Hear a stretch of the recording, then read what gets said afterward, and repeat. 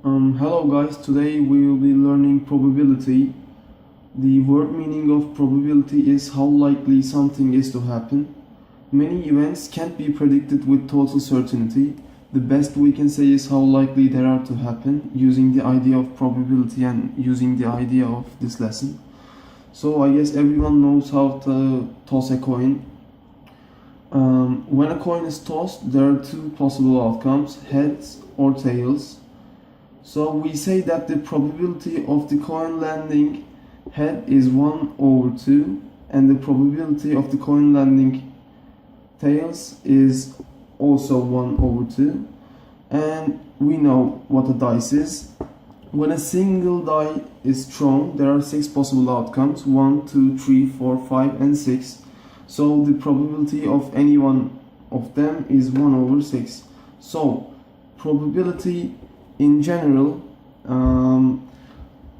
is like this. Probability of an event happening equals to number of ways it can happen over total number of outcomes. So let's take an example. The chance of rolling a 4 with a die, so number of ways it can happen is 1 because there's only one face with a 4 on it, over total number of outcomes is 6. There are 6 faces altogether, so the probability is 1 over 6.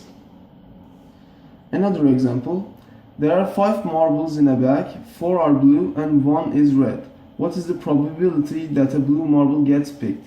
Number of ways it can happen is 4 because there are 4 blue marbles. Total number of outcomes is 5 because there are 5 marbles in total, so the probability is 4 over 5. So this lesson, this thing probability is just a guide. Probability does not tell us exactly what will happen, it is just a guide. So for example, toss a coin 100 times, how many heads will come up? Probability says that the heads have a 1 over 2 chance, so we can expect 50 heads, but when we actually try it, we might get 48 heads or 55 heads or anything really, but in most cases it will be a number near 50. After this brief start, we will go on with the terminology. Words. Some words have special meaning in probability. Firstly, experiment or trial. This is an action where the result is uncertain. For example, tossing a coin, throwing dice, seeing what pizza people choose are all examples of it. Secondly, sample space, all the possible outcomes of an experiment. For example, choosing a card from a deck. Like there are 52 cards in a deck, I'm not including jokers. So the sample space is all 52 possible cards, like Ace of Hearts, 2 of Hearts, etc. The sample space is made up of sample points. Sample point is just one of the possible outcome. Like the 5 of clubs in a deck, or the King of Hearts in one deck. But this is important. King is not a sample point, as there are 4 kings, that is 4 different sample points. So event, a single result of an experiment, like getting a tail when tossing a coin is an event, rolling a 5 is an event too. An event can include one or more possible outcomes, like choosing king from a deck, as I said, or rolling an even number is also an event. So let's use those words so we can get used to them. The example is like this. Alex wants to see how many times a double comes up when throwing 2 dice. Each time Alex throws the 2 dice is an experiment, because he is experimenting on something that he wants to know. The event Alex is looking for is a double, where both dice have the same number. It is made up of these 6 sample points. What are them? 1, 1, 2, 2, 3, 3, 4, 4, 5, 5, and 6, 6. These are the sample points that he is looking for. The sample space is all possible outcomes, which is 36.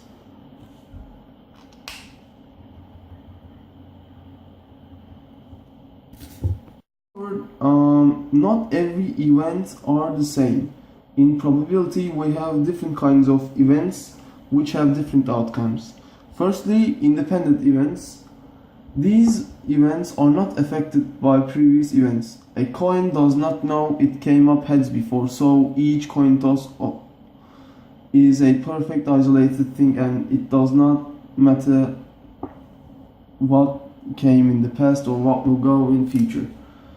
So let's say you toss a coin and it comes up heads 3 times. What is the chance that the next toss will also be a head? It will be and stay 1/2 for eternity.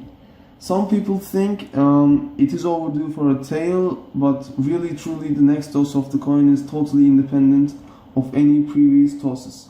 So as I said, the probability of an event happening is number of ways it can happen over total number of outcomes. So you use the same formula in independent events too.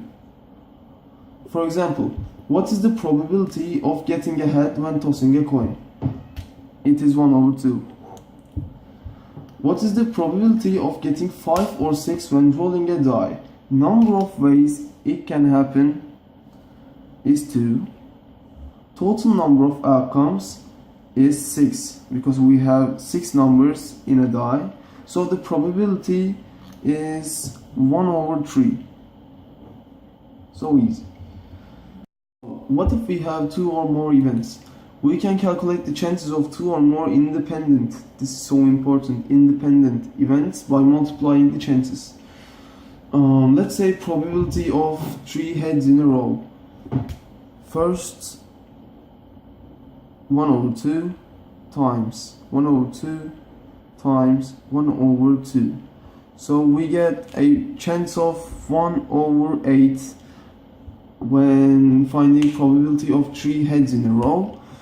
We notate the probability with the letter P.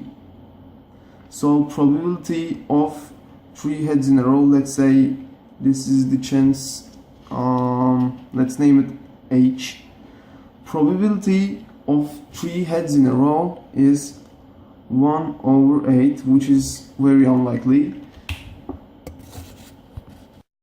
So let's give another example. Imagine there are 2 groups of 5. 1, 2, 3, 4, 5. And a member of each group gets randomly chosen for the winner circle. Then one of those gets randomly chosen to get the big money prize. This is the big money prize. So let's say this is me. So what is my chance of winning the big prize? There are 1/5 chance of going to the winner circle and 1/2 chance of winning the big prize. Am I right? So I have a 1/5 chance followed by a 1/2 chance, which makes my chance of getting the prize is 1/10. But events can also be dependent, which means they can be affected by previous events. For example, marbles in a bag. We have 2 blue and 3 red marbles in a bag. What are the chances of getting a blue marble? The chance is 2 in 5, which makes it 2/5. But after taking 1 out, the chances change. So the next time, if we got a red marble before, then the chance of a blue marble next is 2 in 4. If we got a blue marble before, then the chance of a blue marble next is 1 in 4. See how the chances change each time. Each event depends on what happened in the previous event and is called dependent. That is the kind of thing we look at here. So, the thing replacement. Note, if we replace the marbles in a bag each time, then the chances do not change and the events are become independent. With replacements, they are independent. Without replacements, they are dependent. So, tree diagrams are a wonderful way to picture what is going on. So, as you can see, I draw one for you.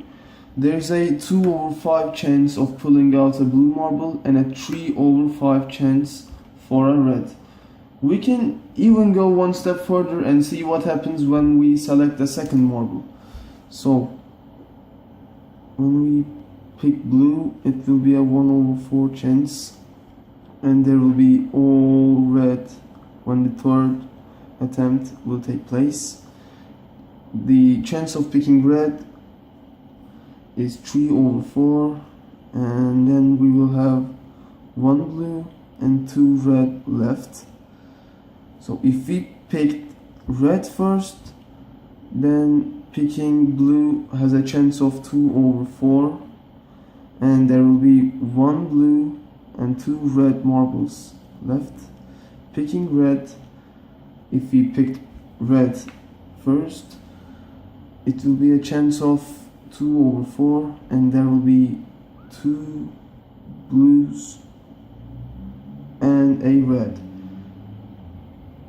So, now can we answer questions like, what are the chances of drawing 2 blue marbles? Answer, it is a 2/5 chance, followed by a 1/4 chance. Because first we have to pick the blue, and then we have to pick the blue again. So we will multiply them, and we will have 2/20, which means 1/10 chance of picking blue every time. Last event type is the mutually exclusive events. The verb meaning is something cannot happen at the same time. For example, turning left and turning right are mutually exclusive, or tossing a coin heads and tails. These are mutually exclusive events because they don't have any intersection points. So the probability of A and B together equals to 0, and we show it like this. A and B equals to 0, as we notate the probability with the letter N. So, but the probability of A or B is the sum of the individual probabilities, like probability A or B equals to probability of A plus probability of B. So it is the sum of their individual probabilities. So for example, in a deck of 52 cards, the probability of a king is 1/13, because there are 4 kings and there are 42 cards in it. The probability of an ace is also 1/13. So when we add them up, we just get the probability of getting them both. So these are the questions that will make us understand it completely. So our first question is, 2 coins are tossed, find the probability that 2 heads are obtained. So let's write our sample space as S. So we have head, tails, head, head, then tail, head, and tail, tail. These are all the possibilities that we can have. So it wants us to find the probability of 2 heads are obtained. So our event is E equals to H, H. So we have only one option. So our probability is 1 over 4 because, as I said, we use the formula of the classical probability, which is the event possibility, which is 1 over the sample space, which is 4 in this question. So our second question is, a die is rolled and a coin is tossed. Find the probability that the die shows an odd number and the coin shows a head. So in this question we will write the sample space again, which will make us understand the question better. So this can be 1 head, 2 and a head, 3 and a head, 4 and a head, 5 and a head, and 6 head. But we can get tails also, so we will write it for the tails also. 1 tails, 2 tails, 3 tails, 4 tails, 5 tails, and 6 tails. So let E be the event. The die shows an odd number and the coin shows a head. So our E is 1 and a head, 3 and a head, and 5 and a head. So our sample space is 12 and our event option is 3, which will later become 1 over 4, which is the probability of getting an odd number and the coin shows a head. So let's move on to our next question. Tickets numbered 1 to 20 are mixed up and then a ticket is drawn at random. What is the probability that the ticket drawn has a number which is a multiple of 3 or 5? So our sample space is basically 20. Let E be our event.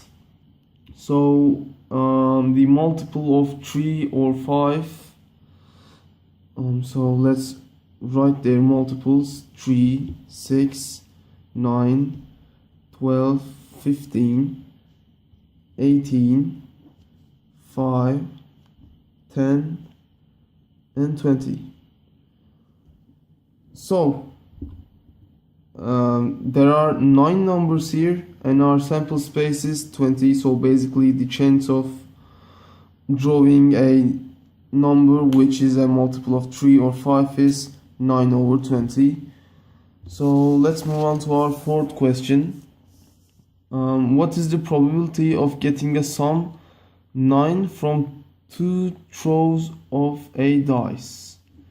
So let's look at it. In 2 throws of a die, we have 36 possible numbers here. Let E be our event. So getting a sum of 9 is 3, 6, one opportunity, 4, 5, another option, 5, 4 can be reverse, and 6, 3 again. So there are 4 possibilities of getting 9 as a sum, but we have 36 options in this event, so it will be 4 over 36, which is 1 over 9. Our last question is, in a box there are 8 red, 7 blue and 6 green balls. One ball is picked up randomly. What is the probability that it is neither red nor green? So total number of balls is 21 balls. Let's write 21 balls total. So our event is it has to be neither red nor green, so it has to be blue. So there are 7 blue balls, and there are 21 options and only 7 blue balls, so it will be basically 1/3 chance of getting a blue ball.